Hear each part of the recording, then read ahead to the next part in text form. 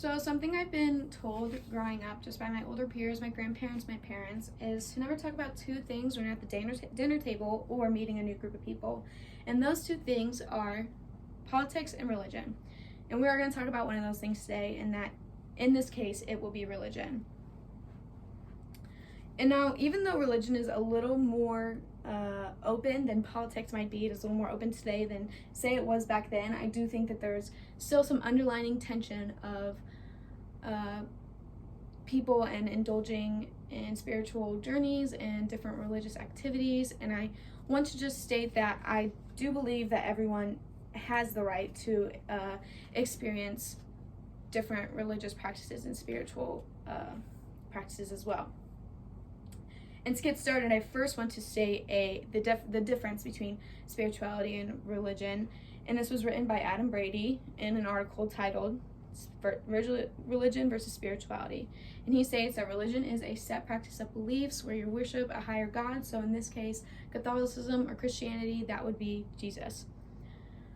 And spirituality is when someone cannot connect to a higher source except themselves.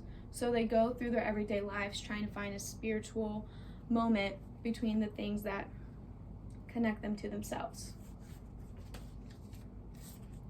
So I want to ask a question: when expressing spirituality and or religion, when does it become offensive? And I first want to start off with a story, or just how it relates to me in a way. So on my mom's side of the family, my grandma is 100% Lebanese. So she is Arabic, and in the Middle Eastern culture, the evil eye is pretty big there. And if you don't know what the evil eye is, it is kind of taken over TikTok these past couple of months, and it is just a blue eye. You see it on nails. You see people putting them on nails, on necklaces, on rings, all this stuff. It's kind of more seen as an aesthetic now than maybe a practice for some. And I think that is when we answer that question of it is becoming offensive, because the evil eye has multiple meanings, but in my culture, the evil eye means to kind of protect you from danger, protect you from unwanted spirits and negativity. Even though it might mean more to different cultures, that's what it means for us.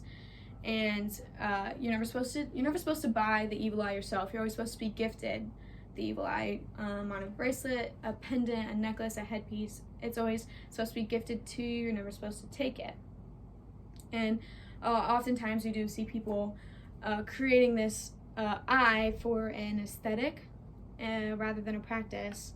And I just want to put an emphasis on research and how once you see something you like, the evil eye, it is your job to research this item. It is your job to understand why it looks the way it is, what practices comes with it, why it acts the way it does.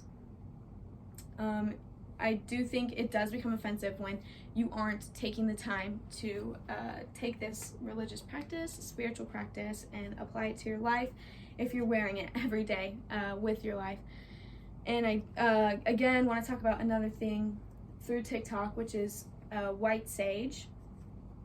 And I reference TikTok a lot just for the fact that it is something that a lot of people can express what they practice on, and it can often sometimes boom.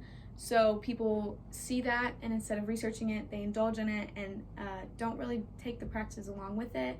And people who do genuinely want to practice these things often feel like they're being mocked, and it's disrespectful, and they have every right to kind of have that tension against you.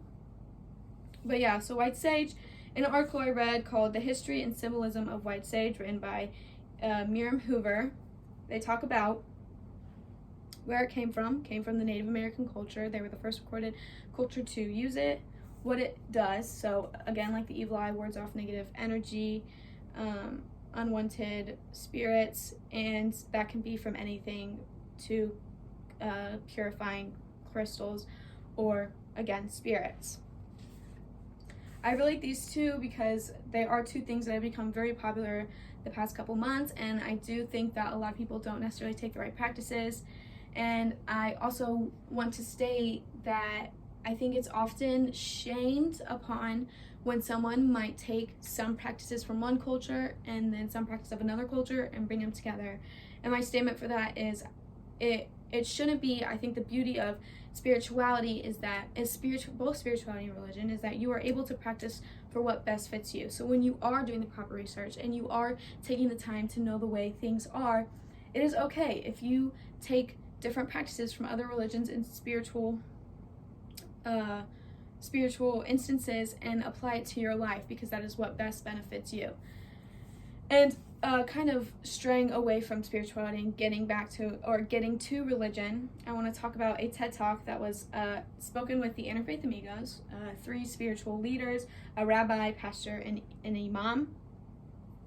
And they kind of go through 3 different passages from their religious readings.